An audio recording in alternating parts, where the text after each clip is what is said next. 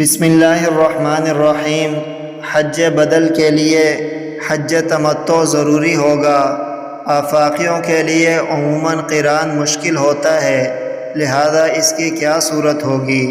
جواب: حج بدل کرنے والے کے لیے اصل حکم تو یہ ہے کہ وہ حج افراد کرے، یعنی جس حج میں دم شکر ادا کرنا نہیں ہوتا۔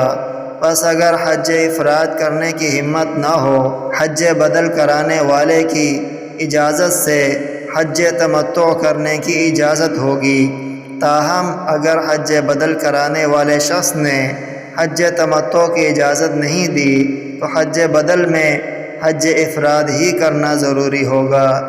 نیز اگر کوئی اپنے پیسوں سے کسی مرحوم کی طرف سے ایصال ثواب کے لیے حج کر رہا ہو تو اس صورت میں چونکہ یہ شرعاً حج بدل نہیں ہے، اس لیے وہ کسی بھی قسم کے حج کی نیت کر سکتا ہے، اور اس کا بہتر طریقہ کار یہ ہے کہ حج مکمل کرنے کے بعد اس کا ثواب مرحوم کو بخش دیا جائے۔